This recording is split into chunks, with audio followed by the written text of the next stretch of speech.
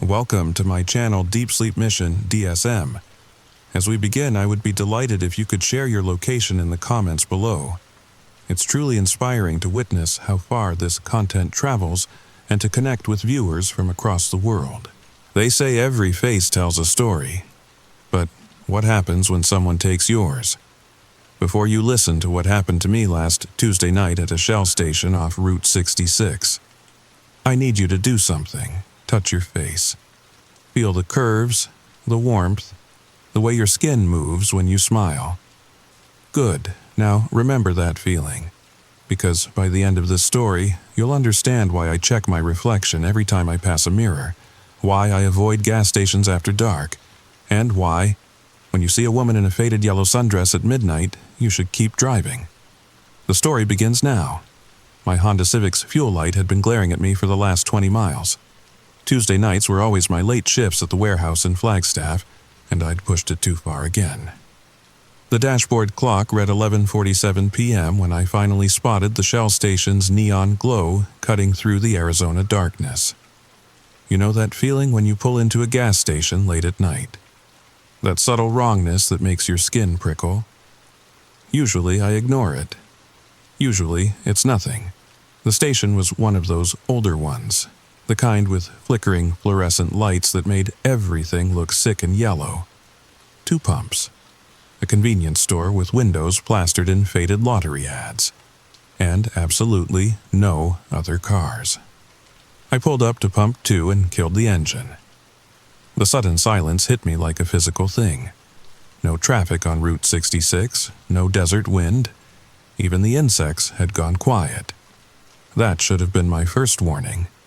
I swiped my card, waited for the approval, and started pumping. The numbers on the display crawled upward. $5.43, $5.44, $5.45. That's when I noticed her. She was standing by the ice machine near the store entrance. Just standing there. A woman in a pale yellow sundress that looked like it belonged in 1962. Her hair was dark, hanging straight down past her shoulders, and she wasn't moving. At all. Not shifting her weight, not checking her phone, not even breathing that I could see. She was watching me. I tried to focus on the gas pump. $12.87. $12.88. The automatic shutoff should kick in soon. My tank only held about 14 gallons. But I could feel her eyes on me. That specific weight of being observed that makes your shoulders tense up. $18.34, $18.35. Something was wrong with the pump. It should have stopped by now. I squeezed the handle, trying to top it off, but gas kept flowing. $22.16, $22.17. I glanced back at the woman. She'd moved, not walked, moved. She was 3 feet closer, still in that same rigid pose, still staring. Her face was... how do I describe this? You know how sometimes you look at someone and your brain just can't quite process their features? Like trying to remember a dream the moment after waking. Her face was like that. I could see she had eyes, a nose, a mouth, but I couldn't tell you what any of them actually looked like. $31.42, $31.43. My 14-gallon tank had somehow taken 31 gallons and counting. My hands were shaking now. I yanked the nozzle out, and gas splattered on my shoes. The smell was overwhelming, sharp and wrong, like gasoline mixed with something sweet and rotten. The woman was closer again. Maybe 15 feet away now, still in that sundress, still staring with that face I couldn't quite see. I fumbled the gas cap back on, my fingers clumsy with panic. Just get in the car, just drive away, simple. But when I grabbed the door handle, she spoke. "Excuse me." Her voice was perfectly normal, pleasant even, like a kindergarten teacher or a favorite aunt. That normalcy made it so much worse. "But I think you have my face." I froze, my hand on the door handle, my heart hammering so hard I could hear it in my ears. Every instinct screamed at me to get in the car, but I made the mistake of looking at her, really looking. She was right there, close enough that I could smell her perfume. Something floral and old-fashioned layered over that sweet rot smell. Her face was still that strange blur, but now I could see why. She didn't have one, not really. Where her features should be was just smooth skin, like a mannequin before they paint on the details. 2 indentations where eyes should be, a slight bump for a nose, a horizontal line for a mouth. But that wasn't the worst part. The worst part was the collection of faces hanging from her belt like masks at a costume shop. Dozens of them. Men, women, young, old, all perfectly preserved, all paper thin, all with expressions frozen in that last moment of realization. I said... Her mouth line moved when she spoke, a disturbing ripple in that smooth surface. I think you have my face. May I have it back? My throat had gone completely dry. I managed to croak out, I don't understand. She tilted her head. That smooth, featureless head, like a confused dog. Oh, you don't know the rules. She sounded genuinely disappointed. They usually know the rules by now. How long have you had it? Had what? My voice came out higher than I'd ever heard it. My face, sweetie. The one you're wearing. She reached toward her belt, fingers dancing over the collection of faces like she was choosing a shirt. This happens sometimes. Faces get mixed up, borrowed, lost. But that one, she pointed at me, that one's mine. I'd like it back now. I touched my own face involuntarily. It felt normal, my nose, my cheeks, my stubbled jaw. This is my face. I've had it my whole life. She made a sound that might have been a laugh. It was worse than her voice. Wet and bubbling. Oh, honey, no, you've had it for... She sniffed the air. About 6 years, maybe 7. You took it at a Chevron station in Amarillo during that thunderstorm, remember? The memory hit me like ice water. 7 years ago, driving through Texas. A massive thunderstorm had forced me off the highway. I'd stopped at a gas station to wait it out. There'd been a woman there, crying in her car. I tried to help her, I whispered. Yes? The faceless woman stepped closer. And when you touched her, when you showed her kindness, you took something that wasn't yours. Probably didn't even notice. Most people don't. But I notice. I always notice when someone takes one of my faces. This was insane. This was completely insane. But hadn't people been telling me I looked different after that trip? Hadn't my own mother mentioned something about my eyes being a different shade? Hadn't I avoided looking at old photos because something about them made me uncomfortable? I can't. I was backing away, but she matched me step for step. It's simple, she said, reaching for her belt again. You give me back my face, and you can choose one of these. I have so many. This one. She held up what looked like the face of a middle-aged trucker. He was mean. Kicked a dog once. You'd be doing better with his face than he ever did. No, this is crazy. You're crazy. I spun toward my car, but my feet slipped in the spilled gasoline. I went down hard, palms scraping on the concrete. When I looked up, she was standing over me. This close, I could see that the faces on her belt were moving. Little twitches, eyes darting, mouths trying to scream without sound. The rules are very specific, she said patiently. A face taken must be returned. You can keep it until someone asks for it back. I'm asking now, nicely. And if I say no, she considered this, then I take it anyway. But that's messier. And you don't get to choose a replacement, you just get... She gestured at her own smooth features. What's underneath?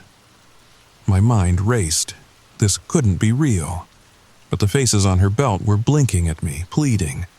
One of them, a young woman with red hair, was crying silent tears. How? I swallowed hard. How did you lose your face in the first place? For the first time, she went still, really still. Even the faces on her belt stopped moving. "That's not how the game works," she said quietly. "You don't get to ask questions. You just get to choose.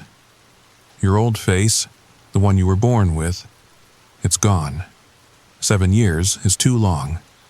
It's probably dissolved by now, so you can give me mine and take one of these, or..." She knelt down, and I could feel cold radiating from her like an open freezer. "I can peel it off myself, like wallpaper, and trust me."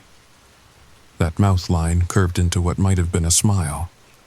"You don't want to know what you look like underneath anymore." I scrambled backward until my back hit the tire of my car. The rubber was warm against the desert cold, real and solid in a way nothing else felt anymore. The woman, the thing, stayed crouched where she was, patient as a spider. "Wait," I said, my voice hoarse. "Just wait. What if I don't have your face? What if you're wrong?" She laughed again, that wet sound. "Oh, sweetie, I'm never wrong about my faces. I can smell them, like bread in the oven. Yours smells like..." She inhaled deeply. Rain on hot asphalt, thunderstorms, and underneath that, vanilla extract and fear. That's mine, all right. My mind kept trying to reject this, to find some logical explanation. But logic had left the moment I'd pumped 31 gallons into a 14-gallon tank. "The woman in Amarillo," I said slowly. "The crying woman. Was that you? One of me." She stood smoothly, gracefully. "I leave pieces of myself at gas stations. Little traps, little tests. Most people drive by. But some people, kind people, they stop. They try to help. And when they touch me, when they show that spark of human connection..." She spread her hands. "They take a little something with them. That's not fair. I was trying to help." "Fair?" She tilted her head again. "Nothing about faces is fair. Some people are born beautiful, some ugly, some distinctive, some forgettable. The universe doesn't care about fair. I'm just evening the odds." I could feel something shifting in my perception. The fluorescent lights seemed brighter, harsher, and in their glare I caught my reflection in my car's window. It wasn't right. The face staring back was mine, but not. Like looking at a photograph of yourself from an angle you've never seen. Features familiar but wrong. Had my eyes always been that far apart? Had my nose always curved that way? "You're starting to see it," she said softly. "The theft. It's like wearing someone else's clothes for so long you forget they're not yours. But now that I'm here, now that I'm calling it home, you can feel how it doesn't quite fit." She was right. God help me, she was right. I could feel it now. A tightness around my skull, like a mask tied too tight. How had I never noticed? "What happens to the people who lose their faces?" I asked. "The ones on your belt?" She looked down at her collection almost fondly. "They stay with me, part of my collection. Sometimes I wear them, sometimes I trade them, sometimes..." She stroked one gently, and it shuddered. "I just keep them company. Faces shouldn't be alone." "And the people they belong to?" "Most don't survive the removal. The shock, you understand, but some do. They wander, empty things looking for what they've lost. You've probably seen them. Homeless folks with their faces always hidden, hoodied figures who won't make eye contact. They know something's missing but can't remember what." My stomach churned. 7 years ago, I'd driven away from that gas station feeling like I'd done something good, helped someone in need. But what had I actually left behind? "I need to think," I said. "Tick-tock." She tapped her wrist, though she wore no watch. "The window is closing. Once the clock hits midnight, the rules change, and trust me, you don't want to play by midnight rules." I looked at my phone. 11:58, 2 minutes. "If I give it back," I said quickly, "what happens to me, really? Not just you get a new face, what actually happens?" She considered this. You know that feeling when you wake up from a dream and can't remember who you were in it? Like that, but permanent. You'll exist, but you won't quite be you anymore. You'll be, she gestured at the faces, whoever you choose to become. And if I don't, her featureless face somehow managed to convey pity, then I take what's mine anyway, and what's left of you, the real you, the thing under all the faces, it won't be enough to hold you together. You'll scatter, become nothing, not even a memory. 11:59. I thought about my life, my job, my apartment, my few friends. Would any of it matter if I wasn't me anymore? But then, was I even me now? Had I been myself for the last 7 years, or had I been wearing someone else's identity like a costume? The woman reached out her hand. Patient. Waiting. Choose quickly, she whispered. Midnight has its own hunger. In the distance, I heard a clock tower chiming. Impossible. There were no clock towers for miles. But the sound rolled across the desert anyway, counting down to a choice I never wanted to make. The 12th chime rang out across the empty desert, and everything changed. The fluorescent lights above us flickered and went out. For a moment, we stood in perfect darkness. Then they blazed back to life, but wrong. The light they cast was no longer yellow, but a deep, bruised purple that made my skin look dead. Midnight rules, the woman said, and her voice had changed too, deeper, hungrier. You waited too long. The faces on her belt began to writhe more violently, mouths opening in silent screams, but now I could hear them. Not with my ears, but somewhere deeper. A chorus of whispers begging, pleading, warning. Run, run, run. She's not what she seems. Run, run, run. But my feet were rooted to the spot.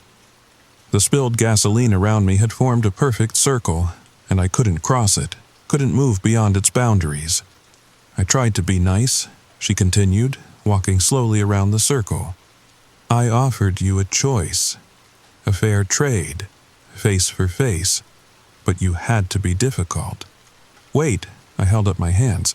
I'll do it, I'll give it back. Just tell me how. She stopped directly in front of me. In the purple light, I could see things I hadn't noticed before. Her sundress wasn't yellow. It was white, stained yellow with age and something else. Something dark splattered across the hem. Too late for easy trades, she said. Now we do it the old way. She reached for her own face, that smooth, featureless expanse, and began to peel it away. Underneath was not bone or muscle, but something worse. Another face, and another beneath that. Layer after layer, she peeled them away like an onion. Each face was different. An old man, a teenage girl, a middle-aged woman with kind eyes. Dozens of them, maybe hundreds, all stacked impossibly in the space where one face should be. Finally, she reached what must have been the bottom, the original, and I understood why she collected faces. Hers had been burned away, not by fire, but by something worse. The flesh was twisted, melted, formed into patterns that hurt to perceive. Looking at it was like staring into an optical illusion that never resolved, a puzzle with no solution. Acid, she said simply. 1947, a jealous lover who thought if he couldn't have my face, no one could. He was wrong, of course. Everyone can have my face now. I make sure of it. She began walking around the circle again, faster now. The faces on her belt flew out behind her like streamers, and I realized they were growing, stretching, reaching for me. You know what the really funny part is? She laughed, and it sounded like breaking glass. I don't even remember what my original face looked like anymore. I've worn so many, been so many people, but yours. She stopped again, reaching out to touch the edge of the circle. Her finger sizzled where it met the barrier. Yours feels familiar, like coming home. That's when it clicked. The woman in Amarillo, the storm. The way she'd grabbed my hand when I'd offered to help, holding on just a second too long. "You gave it to me," I breathed. "7 years ago, you gave me your face on purpose." She smiled. Or the ruined thing that had been her face attempted to smile. "Not gave, loaned, and every loan comes due eventually." "Why? Why me?" "Because you were kind." The words dripped with venom. "Because you stopped. Because you cared.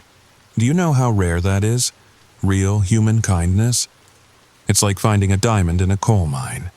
And I thought, maybe someone who could show such kindness deserved a beautiful face. Deserved to be seen. To be loved." Her voice cracked on the last word. "But then you never came back. 7 years, and you never returned to a gas station at midnight. Never gave me the chance to reclaim what was mine. So I had to come find you." The circle of gasoline was starting to smoke. The purple light grew stronger, and I could feel heat radiating from everywhere and nowhere. "I'll make you a deal," she said suddenly. "One last chance. Answer one question honestly. Completely honestly. And I'll let you keep the face. Both of us can walk away." "What question?" She leaned in close, that ruined flesh rippling with each word.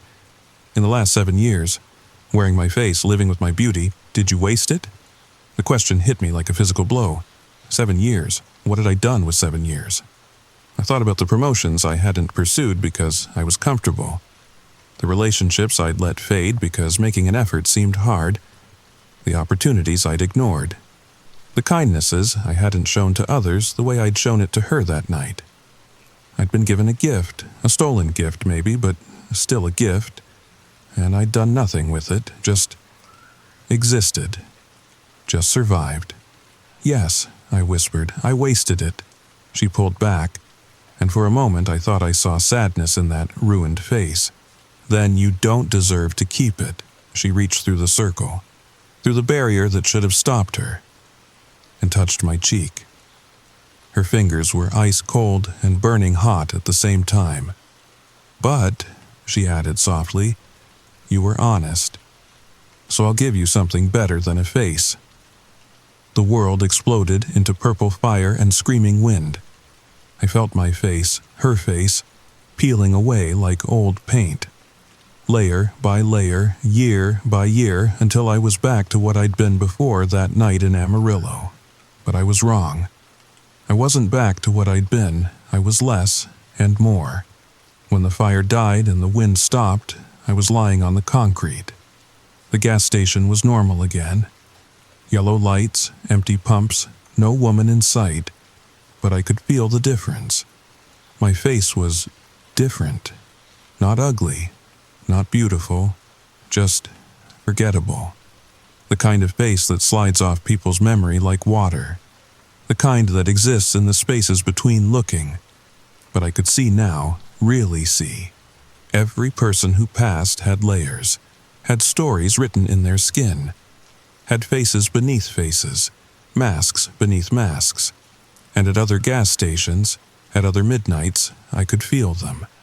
Others like her. Collectors, traders, face merchants waiting in the liminal spaces where desperate people make desperate choices. She'd cursed me, but she'd also freed me.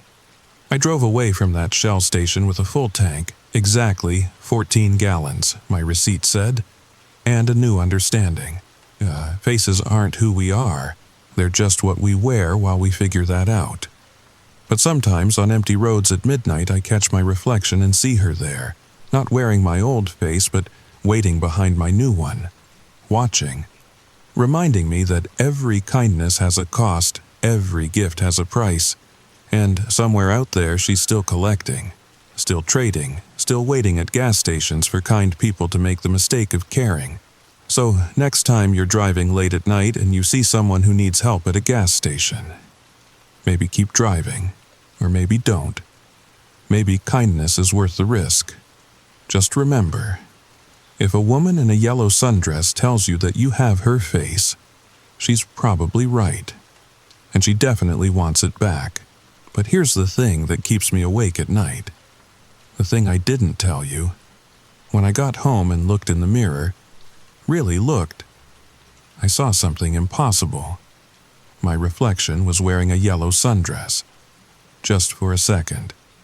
Just long enough to wink. So tell me, when you touched your face at the beginning of this story, did it feel like yours? Really? Or did it feel just a little bit borrowed? Check your mirror tonight, and if you see someone in yellow looking back, well, sweet dreams. Story number 2. They say technology never lies, that cameras capture only what's really there, frozen in pixels and timestamps that can't be argued with or explained away. I used to believe that. I used to think that if something appeared on video, frame by frame, with digital clarity, then it had to be real. I was wrong about a lot of things. 3 weeks ago, I inherited 40 acres of Adirondack wilderness and a hunting cabin that smelled like wood smoke and secrets. I thought I was getting solitude, a place to escape the endless ping of notifications and the suffocating gray of cubicle life. What I got instead was proof that some inheritances come with the debts attached. Debts that compound over decades.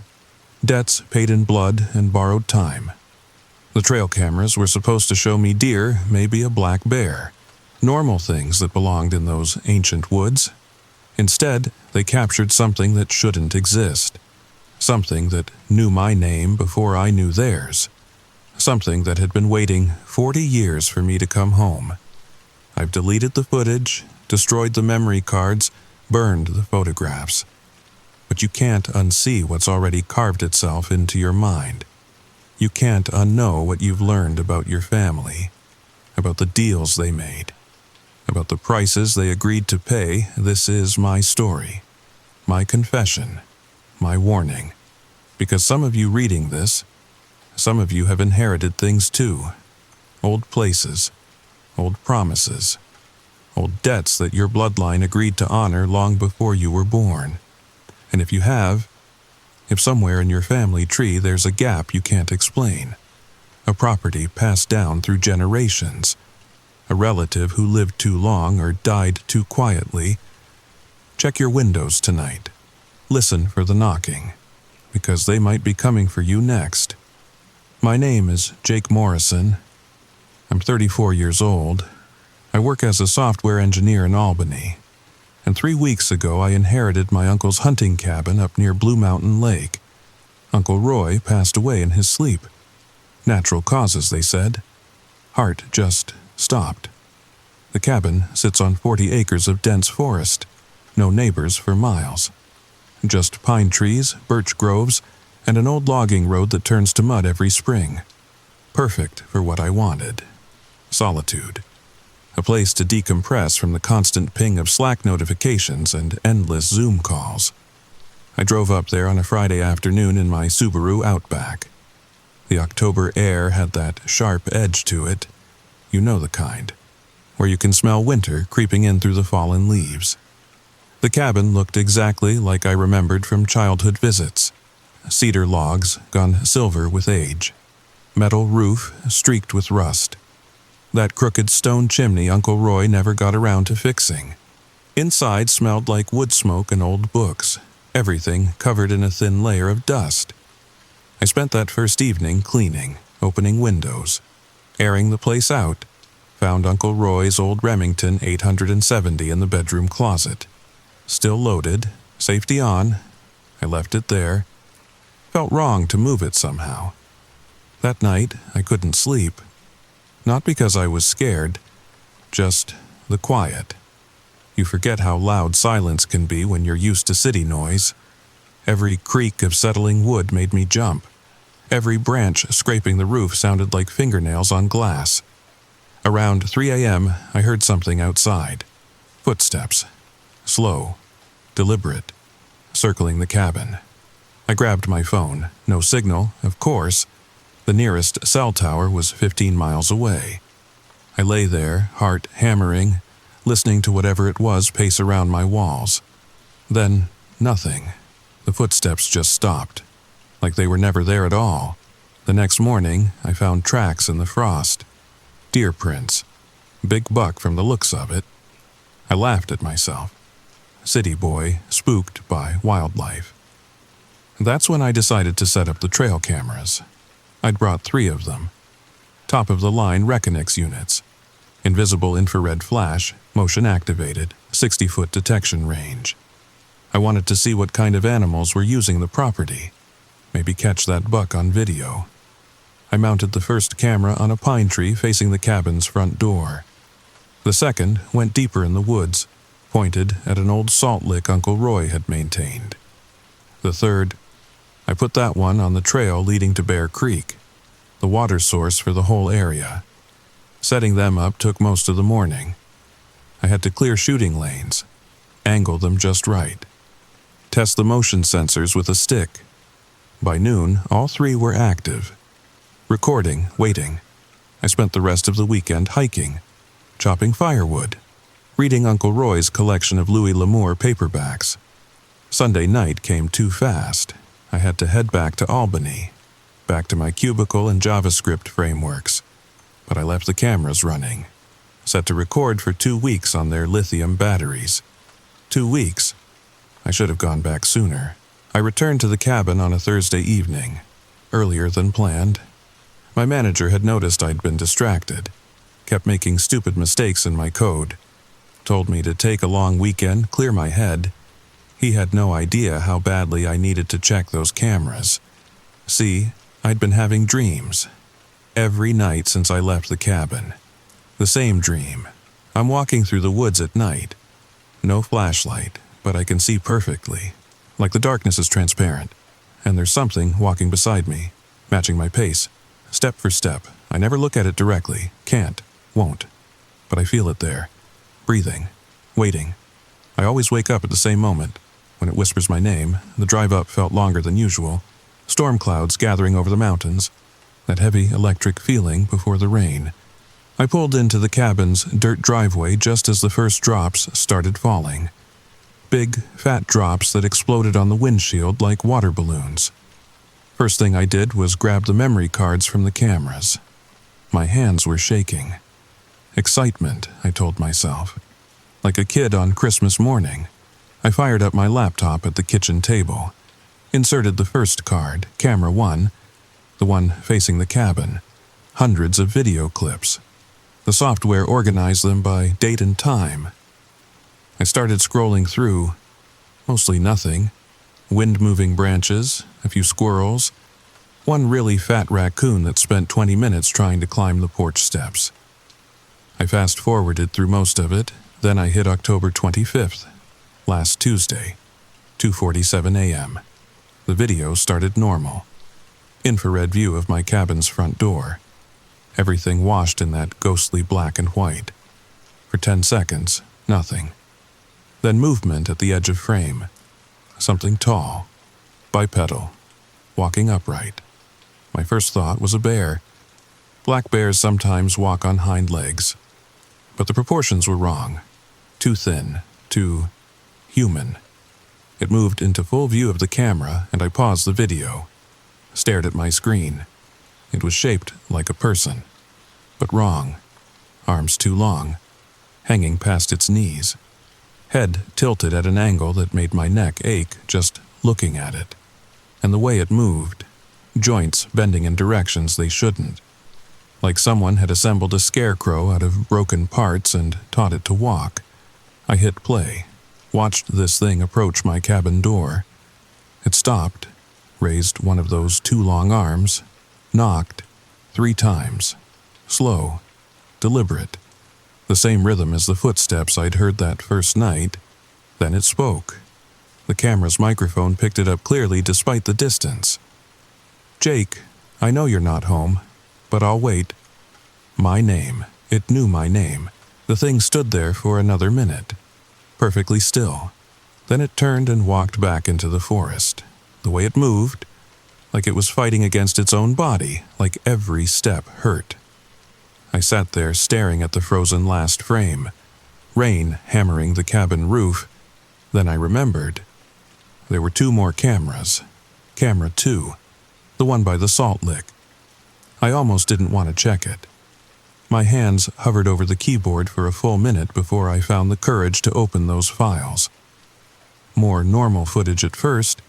Deer visiting the salt. A family of wild turkeys. A coyote slinking through at dawn. Then, October 26th, the night after the door incident. 3:15 a.m. The thing was back, but it wasn't alone. There were 3 of them, standing in a perfect triangle around the salt lick, not moving, just standing. For 17 minutes straight. The timestamp kept ticking, but they never shifted, never breathed that I could see. Like someone had hit pause on reality itself. Then, all at once, they turned their heads, all 3, looking directly at the camera, like they knew it was there, like they knew I'd be watching. The one in the center stepped forward, the same one from my door. I recognized the way it moved, that broken marionette walk. It came close to the camera, so close its face filled the frame. I wish I hadn't paused it, but I did. I had to see. It had features, human features, but arranged wrong. Eyes where they should be, but too far apart. A mouth that stretched too wide, skin that looked borrowed, like it didn't quite fit. And behind those eyes, nothing. Just empty black, like looking into holes punched through reality. It spoke again, that same whisper. "Jake, we've been waiting so long. Uncle Roy promised you'd come back." Uncle Roy, my dead uncle. What did they? The video kept playing. The thing backed away, rejoined the others, and then they did something that made my blood freeze. They lay down, all 3, on their backs, arms at their sides, eyes open, staring at the sky, and they sank. Slowly, like the earth was swallowing them, until only their faces remained visible. Then those disappeared too. The rest of the footage showed nothing, just empty forest floor, like they'd never been there at all. I slammed the laptop shut, stood up so fast I knocked my chair over.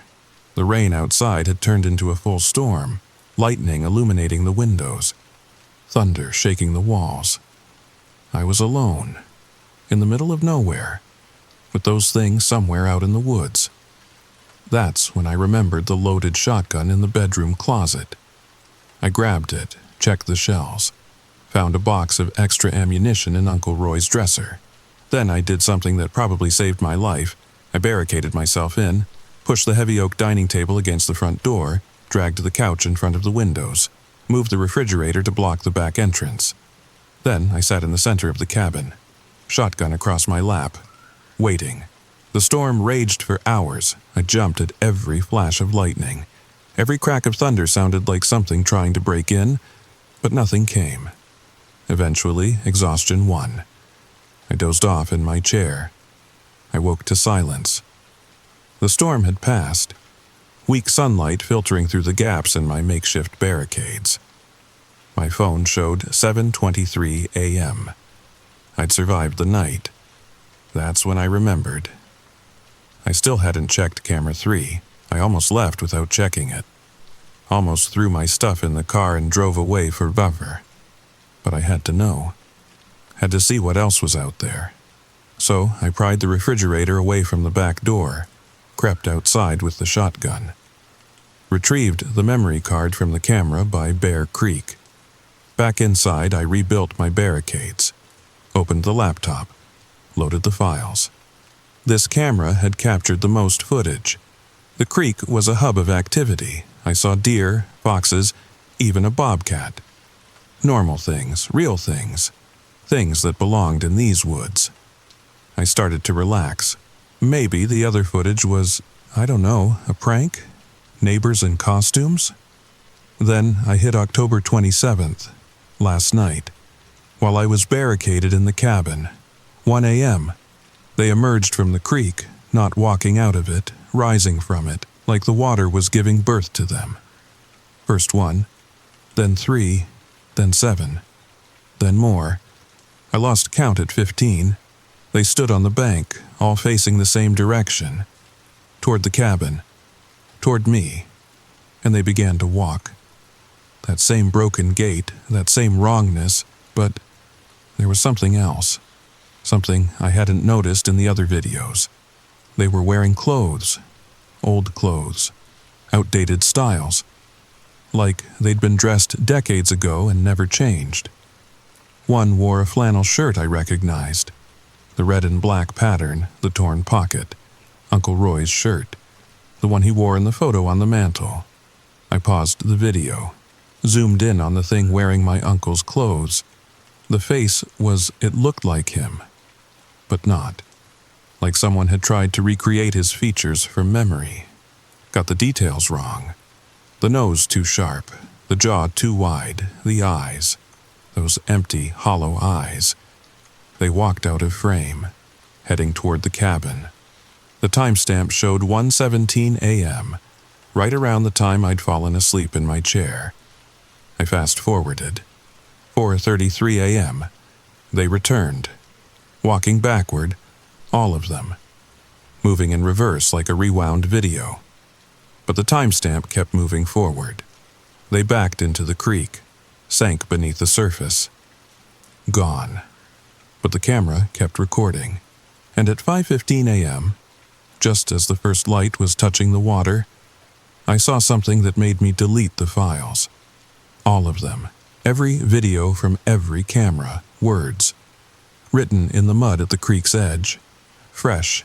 Clear. Meant for me. Tomorrow night, your turn. Uncle Roy is waiting. I left the cabin 20 minutes later. Threw my stuff in the car, didn't bother with the barricades, didn't lock the door, just ran. I've been staying in a motel outside Albany ever since. Haven't been back. Don't plan to. But here's the thing that keeps me awake at night, checking the locks, watching the darkness outside my window. I called the county records office yesterday, asked about the property, the deed, the history. The clerk was helpful, too helpful. She found records going back to the 1800s. The land has been in my family for generations, passed down from father to son, uncle to nephew. But there's a gap. 20 years in the 1960s when the property was abandoned. No one lived there. No one visited. The records don't say why, just that it was left empty, until Uncle Roy inherited it in 1983. 20 years. Long enough for things to move in, to make themselves at home, to wait. And now it's mine. My inheritance, my burden. I know I should sell it, should never go back. Should forget those videos ever existed. But I can't, because every night, every single night, I have the same dream. Walking through those woods, something beside me, matching my pace. Only now I know what it looks like, and I know what it wants. It wants me to come home, to take my place, to join Uncle Roy and all the others who answered the knock at the door. I won't go back, I swear I won't. But last night I woke up in my car, parked at the base of the logging road, engine running, GPS set for the cabin. I don't remember driving there. Don't remember leaving my motel room. My hands were dirty, covered in mud, creek mud. So, if you're listening to this, if you're lying in bed wondering if it's just a story, check your windows, check your doors. And if you hear 3 knocks in the middle of the night, slow and deliberate, don't answer. Don't ever answer, because I think tomorrow night I'm going home, whether I want to or not. Wait, do you hear that? 3 knocks. But I'm on the 3rd floor. How is something knocking on my window? On the 3rd floor. If you want to know what happens next, subscribe, hit the notification bell. Because tomorrow I'm going back to the cabin. And this time, I'm taking cameras. I need witnesses. I need proof. I need to know what's waiting in those woods. Sweet dreams. Actually, wait, don't go, not yet. There's something else I need to tell you. Something I left out. Because I wasn't sure if you'd believe me. But you're still listening. So maybe you need to hear this. After I found myself at the logging road that night, covered in creek mud, I drove back to the motel, but I didn't go inside. I sat in the parking lot until dawn. Engine running, heat blasting. trying to warm something inside me that felt permanently frozen. That's when I noticed the smell. Earth. Wet earth. Like a fresh grave. It was coming from me, from my clothes, but also from inside me. Like I'd been breathing it in. Like it had gotten into my lungs. I stripped in the motel bathroom, threw my clothes in the dumpster, stood under scalding water until my skin turned red. But the smell wouldn't go away. It followed me, clung to me. Even now, 3 days later, I catch whiffs of it. That grave dirt smell. But that's not the worst part. The worst part is what I found in my jacket pocket before I threw it away. A photograph. Old. Yellowed at the edges. Showing a group of men standing in front of my cabin. 8 of them. Dressed in hunting gear from maybe the 1960s. And in the center, Uncle Roy. Young, maybe 30. Same age I am now. But look closer. Look at the men around him, their faces. Something wrong with all of them. Eyes too far apart, mouths too wide. Like they were trying to look human but didn't quite remember how. I kept the photo. God help me, I kept it. It's here on the motel desk, and every time I look at it, the faces are different. Slightly, like they're still trying to get it right. Still practicing. There's writing on the back. Uncle Roy's handwriting. I'd recognize it anywhere. The changing. October 1963, they promised 40 years. I gave them 40 years. Now it's someone else's turn. 40 years. From 1963 to 2003. But Uncle Roy didn't die until last month. 21 years overdue, 21 years of borrowed time. I did the math. Checked the county records again, dug deeper. Found newspaper articles from 1963. 8 hunters went missing that October. Search parties found nothing. No bodies. No signs of struggle. Just empty woods and unanswered questions. 8 hunters. 8 men in the photograph. I've been researching, diving into old forums, local legends, Adirondack folklore. Found mentions of something called the Hollow Ones. Spirits that wear human faces like masks. That live in the space between earth and water. That make deals. Always the same deal. 40 years of life. Of prosperity, of protection. In exchange for replacement. Someone to take your place when the time comes. Someone from your bloodline. Uncle Roy never had kids, never married. I was his only living relative. I was his payment. But here's what terrifies me most. What keeps me pacing this motel room at night. Phone in hand, fighting the urge to drive back there. I've been getting texts from Uncle Roy's old number. The phone that was buried with him. The first one came yesterday at 2:47 a.m., the exact time that thing knocked on my cabin door. "Jake, stop fighting. You've seen the truth." I didn't respond. Blocked the number, but they kept coming. From different numbers, unknown numbers, numbers that shouldn't exist. "The creek is calling. Your place is ready. We've been so patient. Uncle Roy is lonely." This morning, I woke up to 43 missed calls, all from the same number. When I played the voicemail, just breathing, wet, labored, like something trying to remember how lungs work. But between the breaths, whispers. Dozens of voices, all saying my name over and over, a choir of the wrong. I've tried to leave town 3 times now. Each time my car breaks down at the exact same spot, mile marker 47 on Route 28, right where the road branches off to the cabin. The engine just dies. No warning, no explanation. And it won't start again until I turn around. The rental car company can't explain it. The mechanics find nothing wrong, but I know they won't let me leave. Not until I finish what Uncle Roy started. Last night, I gave up fighting. Checked out of the motel. Bought camping supplies, new cameras, battery packs, a satellite phone. If I'm going back, I'm going prepared. I'm going to document everything. Because maybe if people see what's really out there, Maybe someone will know how to stop it, how to break the deal, how to save the next person in line. Or maybe I'm just telling myself that. Maybe I'm going back because I have to, because something in my blood is calling me home. I'm recording this from my car, parked at mile marker 47. Engine still running.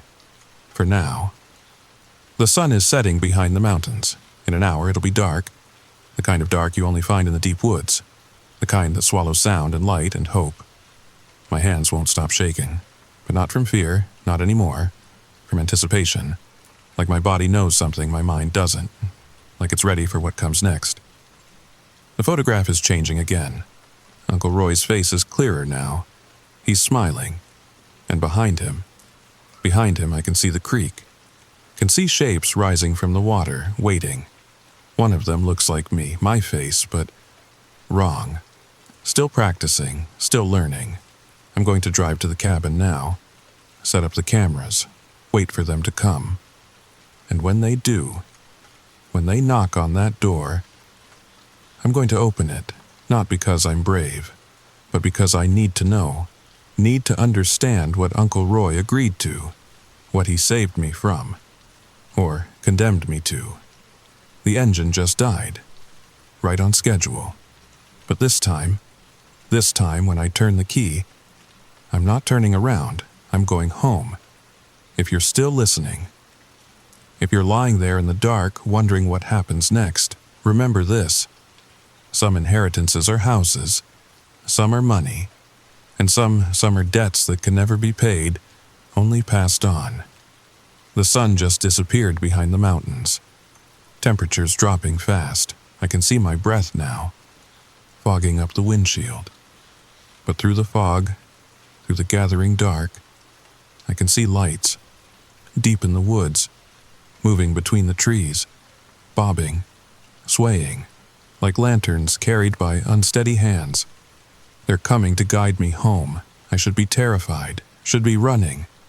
But all I feel is tired, so deeply tired. Like I've been fighting something inevitable my whole life. Maybe that's how Uncle Roy felt at the end. Maybe that's why he looked so peaceful in his casket, like he'd finally stopped running.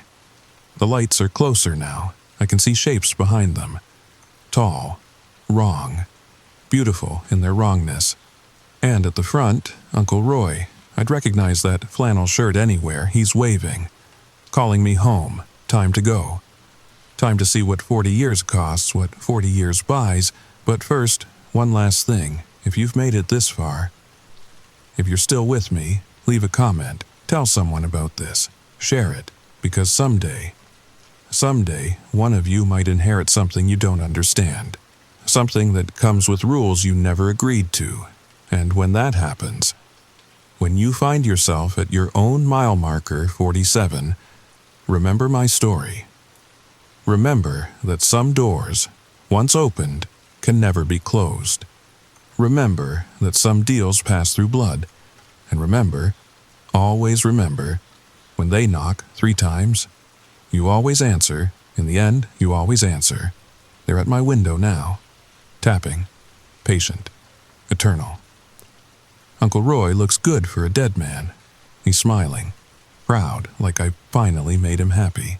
Come on, Jake, he says, his voice like wind through dead leaves.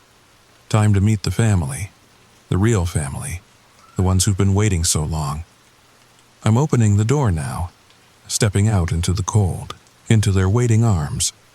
The woods smell like grave dirt and creek water and home. I'm sorry. I'm so sorry for whoever comes next, for whoever inherits what I'm about to become. But the 40 years will be beautiful, won't they, Uncle Roy? Won't they? Update. It's been 3 hours since I recorded that. I'm at the cabin now. They're letting me set up the cameras, letting me record this. They want you to see, want you to understand. Because some of you have inherited things too. Old houses, old land, old promises you don't remember making. They're waiting for you too, in your woods, your waters, your walls. Check your family history, check the gaps, the missing years, the relatives who lived too long or died too young. And if you find something, if you discover you're part of a chain that stretches back through blood and time and terrible promises, well, the creek is always hungry, and 40 years passes faster than you think. Subscribe, share this, save someone else, because I can feel it starting, the changing. My bones are singing new songs. My skin is learning new shapes. And underneath it all, underneath the pain and the wonder and the wrongness, I'm going home. I'm finally going home. Welcome to the family. Story number 3. The coffee mug slipped from my fingers at exactly 2:17 p.m. I know because I watched it fall in slow motion, watched the dark liquid arc through the air like a muddy rainbow, and then nothing. When I blinked again, the mug was whole, sitting on my kitchen counter, steam still rising from fresh coffee I didn't remember making. The clock on the microwave read 5:23 p.m. 3 hours. Gone. But that wasn't the worst part. The worst part was knowing that Sarah Chen loved raspberry jam on burnt toast, even though I'd never met anyone named Sarah Chen in my life. If you're listening to this right now, lying in bed, maybe with the lights dimmed low, I need you to do something for me. Check your phone, check the time, remember it, because by the end of this story, you might find that minutes have slipped away without you noticing. And you'll understand exactly what I went through that October afternoon in Portland, Oregon. Hit that subscribe button now, before you forget who you are too. All right, the story's beginning now. Get comfortable, but not too comfortable. My name is Marcus Webb, and I worked, as a data analyst for a tech startup in downtown Portland. Nothing exciting, really. Just spreadsheets, coffee, and the occasional office birthday party with grocery store sheet cake. The kind of life where the biggest thrill was finding a new food cart during lunch break. That Tuesday started like any other. Rain pattering against my apartment windows. The coffee maker gurgling its morning song. My neighbor's cat, Winston, meowing for attention on my fire escape. I fed him a few treats through the window, same as always, and headed to work. The Max train was packed with the usual crowd. Business suits mixed with flannel shirts. Everyone buried in their phones or staring through rain-streaked windows.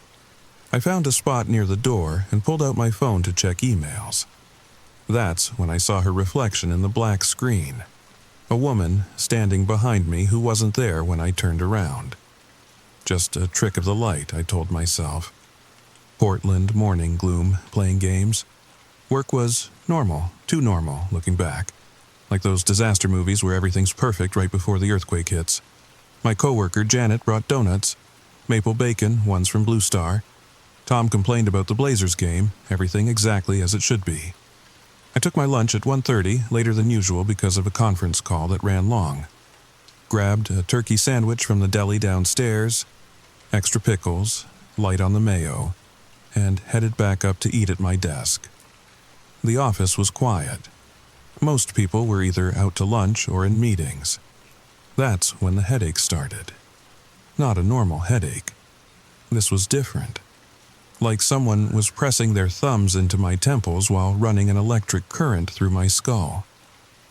I reached for my water bottle, thinking dehydration, but my hand, it moved wrong, like it belonged to someone else. I stood up to go to the bathroom, maybe splash some water on my face, and that's when I noticed the photo on my desk, the one of me and my sister at Cannon Beach last summer. Except I don't have a sister. The woman in the photo had dark hair, an infectious smile, wearing a yellow sundress I somehow knew she'd bought at a thrift store on Hawthorne Boulevard for $12. I knew she was allergic to shellfish. I knew she played violin in high school but quit senior year because of stage fright. I knew her name was Sarah Chen, but I'd never seen her before in my life. My hands shook as I picked up the frame. The photo felt real. The weight of it, the smooth glass, the little chip in the corner from when I'd knocked it over reaching for my stapler. Wait, When had I knocked it over? I couldn't remember, but the memory was there, clear as day. Marcus, you okay? I spun around. Janet stood in my cubicle entrance, concern creasing her forehead. Yeah, I set the photo down, tried to act normal. Headache. You should take a break. You've been working too hard on the Morrison account. The Morrison account. Right. Except, we didn't have a Morrison account. Did we? Maybe you're right, I mumbled, sitting back down. My computer screen showed a spreadsheet I didn't recognize, filled with data about memorial services, funeral costs. Why would I be working on... Seriously, Marcus, you look pale. Maybe go home early. I nodded, not trusting my voice. Janet lingered for a moment, then headed back to her desk. I stared at the screen, at the photo, at my hands that suddenly felt like strangers. 2:17 p.m. I remember because I just looked at the clock, wondering if it was too early to leave. I reached for my coffee mug, the white one with the chip on the handle, and that's when everything went sideways. The mug fell in slow motion. I watched the coffee spread across my desk, seeping into papers, dripping onto the carpet. But no one moved. Janet, visible over the cubicle wall, was frozen mid-typing. Tom, walking past with a stack of reports, stood like a statue. The only movement was the coffee, spreading like a dark secret across everything it touched. Then the world shifted. Have you ever been in an elevator when it stops too fast? That stomach-dropping sensation. It was like that, but in every direction at once. The fluorescent lights flickered, casting shadows that moved independent of their sources. The air tasted like copper pennies and ozone. And then I was somewhere else. Not physically, I was still in my cubicle, still watching the coffee spread. But I was also standing in a small apartment I'd never seen before, sunlight streaming through gauze curtains. The walls were painted sage green, a color I knew Sarah had chosen because it reminded her of her grandmother's garden. I could smell jasmine tea steeping in the kitchen, could hear a violin playing somewhere. No, a recording of a violin. Hilary Hahn performing Bach's Partita No. 2, Sarah's favorite. Stop it, I said out loud, but my voice sounded wrong. Higher, softer. The coffee finished spreading. The world lurched back into motion. Janet's keyboard clacked. Tom continued walking. And I sat there, heart hammering, knowing things I couldn't possibly know. Sarah Chen, 28 years old. Violin teacher at a community center in southeast Portland. Loved burnt toast with raspberry jam because it reminded her of Saturday mornings with her father before he... No, I whispered, gripping the edge of my desk. These weren't my memories. This wasn't my grief, but I could feel it. The hollow ache when she thought about him. The way she still bought his favorite beer. IPAs she didn't even like, just to keep a six-pack in her fridge. The way she practiced violin at 3 a.m. when the insomnia got bad, playing soft enough not to wake the neighbors but loud enough to drown out the silence. I stood abruptly, knocking over my keyboard. Janet looked up again. I need to go, I said. Marcus, I'm fine, I'll be fine. I grabbed my jacket and headed for the elevator, each step feeling like walking through water. More memories crashed over me. Sarah's first violin recital at age 7. The scratchy blue dress that made her itch. The way her hands shook until she saw her father in the third row, giving her a thumbs up. The elevator doors closed, and I saw my reflection in the polished steel. My face, but wrong. Like someone had photoshopped my features just a few pixels off. And behind me, she was there. Sarah Chen, standing in the corner of the elevator that I knew was empty. Dark hair pulled back in a ponytail. Wearing a cardigan I recognized. Soft gray cashmere, a gift from her mother last Christmas. This isn't real, I said to the reflection. She smiled sadly. Real is relative, Marcus. The elevator dinged, ground floor. When the doors opened, she was gone, but the smell of jasmine lingered. I stumbled out onto the street.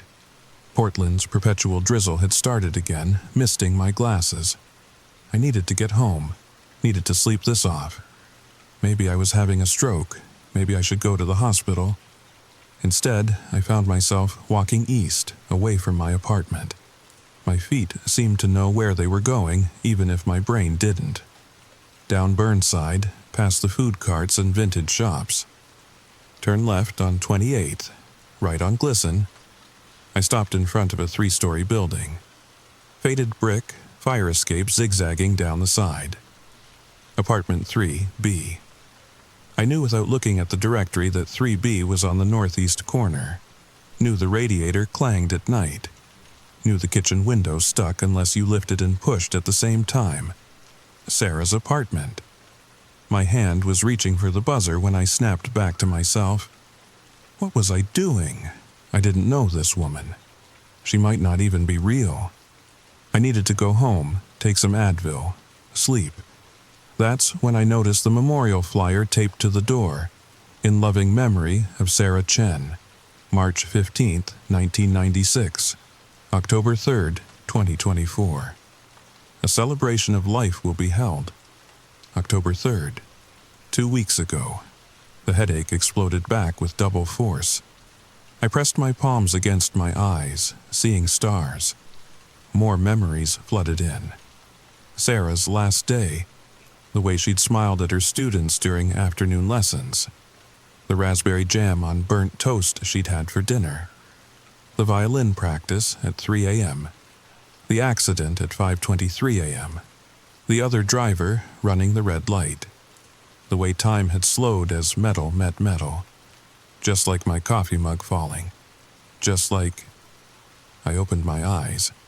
I was back in my kitchen, coffee mug hole in my hand. The microwave clock read 5:23 p.m. 3 hours. Gone. But I remembered everything. I set the mug down with shaking hands. My apartment looked the same, mostly. The books on my shelf were in slightly different positions. A jacket I didn't recognize hung by the door. Little things. Wrong things. I pulled out my phone, searching for Sarah Chen, Portland, Oregon obituary. Nothing, no results, like she'd never existed. But I knew she had. I could feel her memories settling into my brain like sediment in still water. 28 years of experiences that weren't mine. Her first kiss behind the gymnasium in 10th grade. The acceptance letter to Juilliard that she'd turned down to stay close to her father during his illness. The way she organized her sheet music by composer, then by difficulty, each piece in its own protective sleeve. I called in sick the next day, and the next. I spent hours online searching for any trace of Sarah Chen. Found nothing. No social media profiles, no mention in community center newsletters, no reviews from violin students. Even the building where I'd stood. When I went back, it was a parking lot. Had always been a parking lot, according to Google Street View. But the memories kept coming. I'd be brushing my teeth and suddenly know that Sarah preferred mint toothpaste but kept cinnamon around for when her nephew visited. I'd make coffee and remember she took hers with oat milk and a dangerous amount of sugar. I'd hear a violin on the radio and my fingers would move, knowing exactly where to place them on strings I'd never touched. The worst part was the emotions. Her emotions. The joy when a struggling student finally nailed a difficult passage. The lonely Sunday afternoons when the rain made everything gray. The complicated love for a mother who never quite understood her choices. After a week, I went back to work, pretended everything was normal. No one mentioned my absence beyond the standard feeling better. Janet brought donuts. Tom complained about the Blazers. Life continued. But I was living 2 lives now. During the day, I was Marcus Webb, data analyst, spreadsheet jockey, normal guy with a normal life. But in the quiet moments, waiting for the max, lying in bed at night, staring at my reflection in dark windows, I was also Sarah Chen, violin teacher, insomniac, dead woman walking. I started doing things without thinking. Bought raspberry jam even though I hated raspberries. Found myself humming Bach while washing dishes. Ordered jasmine tea at coffee shops and wondered why the barista looked confused. 3 weeks after the incident, I was grocery shopping at Fred Meyer when I saw him. An older Asian man, maybe 60, examining oranges in the produce section. I knew without question that this was Sarah's father. My body moved on its own. "Mr. Chen?" He looked up, confusion flickering across his face. "I'm sorry. Do I know you?" The smart thing would have been to apologize, claim mistaken identity, walk away. Instead, I heard myself say, "Hilary Hahn's recording of Bach's Partita No. 2. It was her favorite." The orange fell from his hand, rolling across the floor. His face went pale.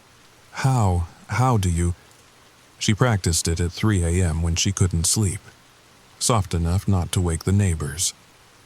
Tears filled his eyes. No one else knew that. She lived alone. How could you possibly— I wanted to explain. Wanted to tell him about the 3 lost hours, about the memories that weren't mine, about his daughter who existed and didn't exist all at once. Instead, I picked up the dropped orange and handed it back to him. "I'm sorry," I said. "I shouldn't have." "She's been gone for 5 years," he whispered. "Car accident, October 3rd, 2019. But sometimes I still feel like she's still here. Like she's trying to tell me something. Not 2024. Not 2 weeks ago, but 5 years. The fluorescent lights flickered. That copper taste filled my mouth again. Mr. Chen was still talking, but his words sounded far away, underwater. "Are you all right?" He touched my shoulder, and I jerked back to reality. I have to go." I left my half-full cart and stumbled out of the store. 5 years. She'd been dead for 5 years.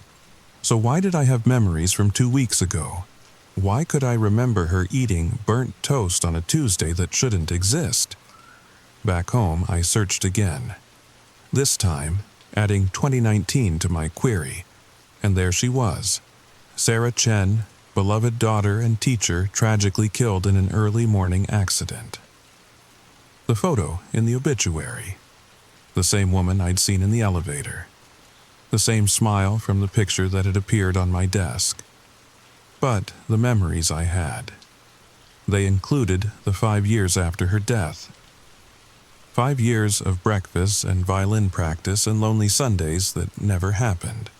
Or happened somewhere else. When else. That night, I dreamed of falling coffee and frozen time. Dreamed of an apartment that did and didn't exist. Dreamed of Sarah Chen standing in my kitchen playing a violin made of morning light. "You're the only one who remembers," she said between notes. "The only one who knows I'm still here. But you're not here. You died." She smiled, that sad smile. "Death is relative, Marcus. Just like time, just like memory. Why me? Why did you choose me?" "I didn't choose you." She lowered the violin. "You chose me. In that moment when time stopped, when reality bent, you reached out, and I reached back." I woke to the sound of a violin, real or imagined. I couldn't tell anymore. The boundaries kept blurring. I'd be in a meeting, discussing quarterly reports, and suddenly, I'd be teaching a 7-year-old how to hold a bow properly. I'd be cooking dinner and find myself making Sarah's grandmother's mapo tofu recipe, my hands knowing exactly how much doubanjiang to add, even though I'd never cooked Chinese food in my life. My coworkers started noticing. "Marcus, why did you just call me Linda? My name's Janet." "Marcus, since when do you speak Mandarin?" "Marcus, are you feeling okay?" I wasn't okay. I was disappearing, one memory at a time. The worst moment came on a Thursday evening. I was walking past Powell's Books when I saw her. Not a reflection or a dream. Sarah Chen, solid and real, browsing the classical music section. Same ponytail, same gray cardigan. I approached slowly, heart hammering. She looked up as I got close, and her eyes... God, her eyes were so sad. "You can see me," she said. Not a question. "You're dead." "Yes." She pulled a book from the shelf, a biography of Hilary Hahn. "But I'm also here, caught between moments. Between the coffee falling and landing. Between 2:17 and 5:23, those 3 hours. They never ended for me, Marcus. I'm still in them, still falling through time like your coffee through air." She touched the book's cover gently. "But sometimes when someone notices, when someone's mind is just open enough, I can push through. Share what I remember, what I am." "Why are you doing this to me?" "Oh, I'm not doing anything to you. You're doing it to yourself." She shelved the book, turned to face me fully. "You invited me in when you reached out during that frozen moment, and now you can't let go. Then tell me how to stop it. You know how, but I didn't. Or maybe I did and couldn't accept it. Because letting go meant losing her memories. Losing the taste of raspberry jam and the sound of Bach at 3 a.m., losing a life I'd never lived but somehow cherished." "There's something else," she said, glancing around the empty aisle. "Something I need you to understand. I'm not the only one." "What?" "The space between moments. It's full of us. People caught in temporal loops, in frozen seconds, in time that stuttered and never resumed. We exist in the pauses, in the glitches, in the 3-hour gaps that no one notices." My mouth went dry. "How many? Thousands, maybe millions, every time someone loses a moment, every time someone blinks and hours have passed. That's us, pressing through, sharing our stories, trying to be remembered. But why don't more people notice?" She smiled sadly. "They do. They just explain it away. Stress, exhaustion, daylight savings. The human mind is very good at rationalization. But you held on. You refuse to forget. So what happens now? It depends on you." She moved closer, and I could smell jasmine, could feel the warmth that shouldn't exist. "You can keep my memories, keep living this half-life, but eventually you'll fade too. Become another ghost in the pause, sharing your story with someone who reaches out during their lost hours. Or you let go, forget me. Go back to your spreadsheets and coffee and normal life. Pretend this never happened. But you'll disappear. I've been disappeared for 5 years, Marcus. This echo, it's not living." She touched my hand, and for a moment I felt the calluses from violin strings. Let me go. I wanted to argue, wanted to find another solution, but deep down I knew she was right. I was drowning in someone else's life, losing myself in memories that weren't mine. "How?"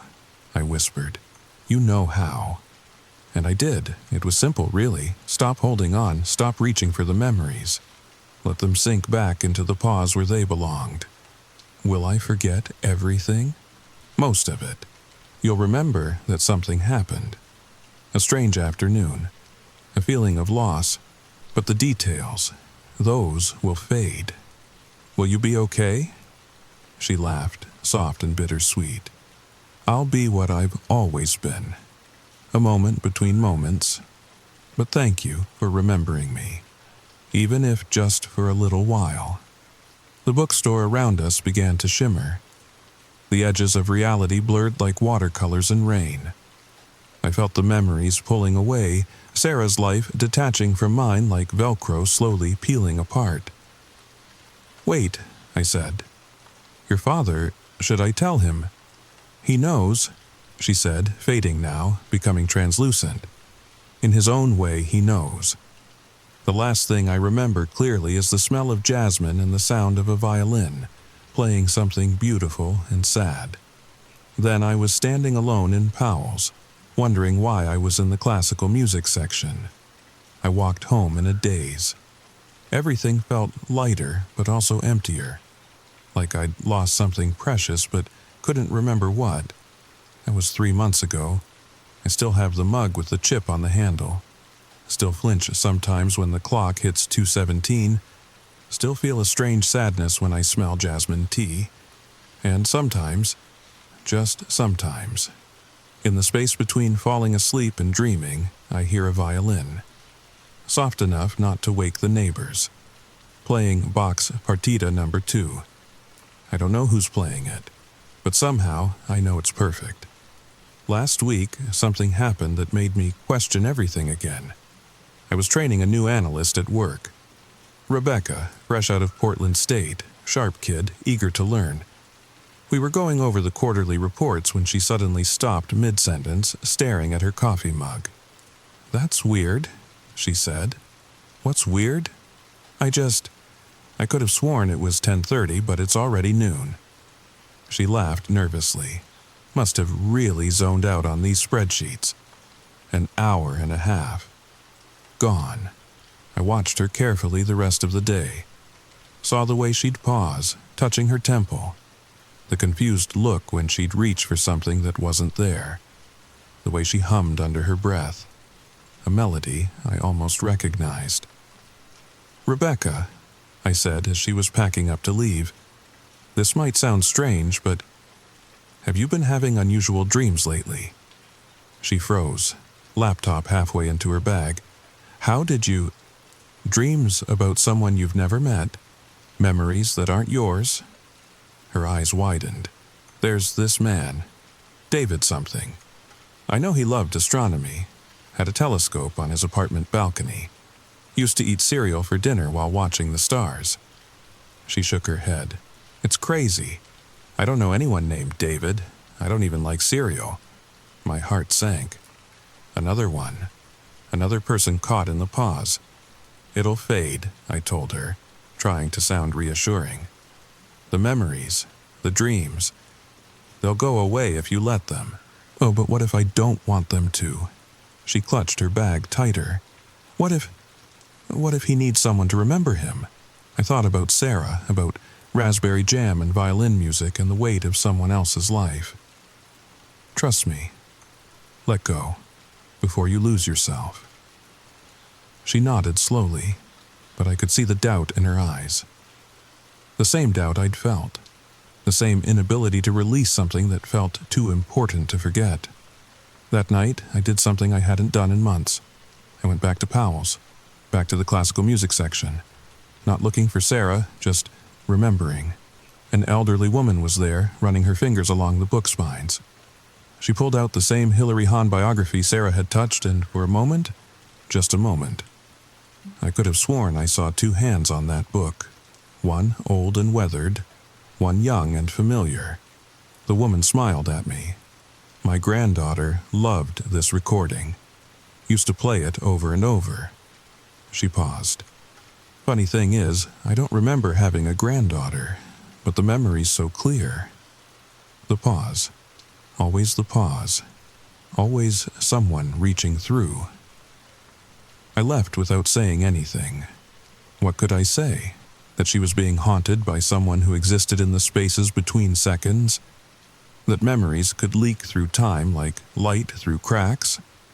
Walking home, I passed a busker playing violin. The melody was wrong, the technique amateur, but something about it. I dropped a 20 in his case without thinking. "Thanks, man," he said. "Hey, weird question. You ever feel like you're living someone else's life?" I looked at him. Really looked, saw the exhaustion in his eyes. The confusion. The weight of carrying memories that didn't belong. "All the time," I said. He laughed, but it was hollow. "Started a few weeks ago. I picked up this violin at an estate sale and suddenly I could play. Not well, but like my fingers knew where to go, like someone was guiding them." "What's the name?" I asked, though I already suspected. "What name?" "The person whose memories you're carrying." His face went pale. "Sarah. Her name was Sarah, but that's crazy, right? I must have had lessons as a kid or something. Forgotten about them. The rationalization. The explanation. The desperate need to make it normal." "Yeah," I said. "Must be that." But as I walked away, I heard the melody change. Heard it shift into something more complex. more beautiful. Box partita number 2. Perfect. If you're still listening, if you made it this far, check the time again. Check how long you've been lying there in the dark. Did you lose any minutes, any moments you can't quite account for? Don't worry, it happens to everyone. But now, you know what fills those gaps. Who lives in those lost moments? And maybe the next time you lose 3 hours, you'll remember to reach out, to listen, to hold on to whatever memories push through. Or maybe you'll be smart. Maybe you'll let go. Either way, sweet dreams. And if you hear a violin tonight playing soft in the darkness, remember that some things are worth forgetting. And some things forget us first. Don't forget to subscribe while you still remember who you are. And leave a comment. Tell me about your lost hours. Tell me what memories found you in the pause. I'll be waiting in the space between moments, just like she is. Story number 4. I found one article from 1973. A family, the Hendersons, had abandoned the house in the middle of the night. Left everything behind. When asked why, Mrs. Henderson had said, "It wouldn't let us make it old. It wanted to stay new, always new, and we were getting old so fast." My hands were shaking as I closed my laptop. I looked around my perfect kitchen, the coffee maker gleaming, the counter spotless, everything exactly where it should be. That's when I realized I hadn't cleaned that coffee maker in 3 weeks, hadn't wiped those counters, hadn't done anything but live, and the house just maintained itself, fixed itself, renewed itself every single morning.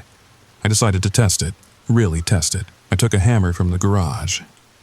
Even that was organized, tools hanging in perfect rows, and went to the living room. My hand hesitated over the pristine white wall. This was destruction of property, my property. But I had to know. I swung. The hammer punched through the drywall, leaving a jagged hole. Dust and chunks of plaster fell to the floor. It felt good. Cathartic, like finally messing up a museum display. I sat on the couch and waited, watched. The hole just sat there, ugly and raw. Good. Maybe I was wrong. Maybe the house was just well maintained. Maybe the previous owners had hired cleaners I didn't know about.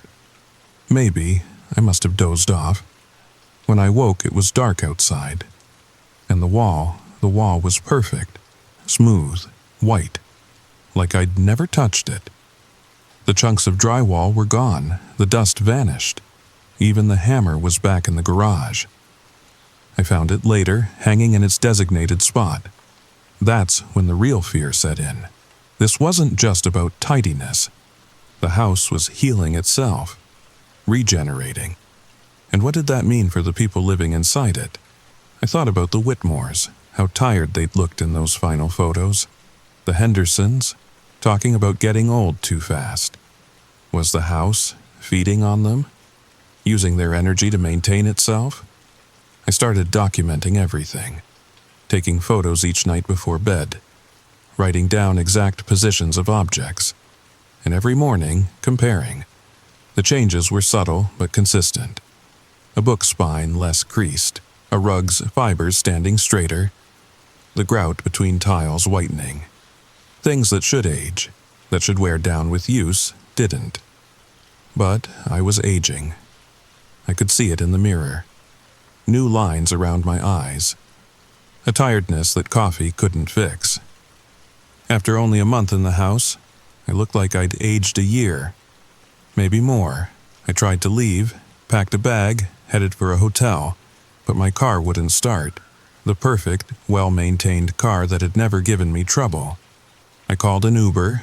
The app glitched. I tried to walk, made it to the property line and felt, I can't explain it, like invisible hands pushing me back. Gentle but firm. The house didn't want me to go. That night, the dreams got worse. I saw the house through decades, through centuries. Always perfect, always new. And the people, God, the people. They'd move in young, vibrant, full of life, and the house would feed, slowly, carefully, taking just enough to maintain itself, and when they were too drained, too old, too used up, they'd leave. If they could leave. Some didn't leave. In the dream, I saw them in the walls, in the foundation. Part of the house now, their energy forever feeding its perfection. I woke screaming. 3:17 a.m. Always 3:17 a.m. The house was stretching again, but now I understood. It wasn't stretching, it was digesting. I ran to the bathroom, splashed water on my face. In the mirror, I looked haggard. Older. How long had I been here? Weeks? Months? Time felt fluid in this place.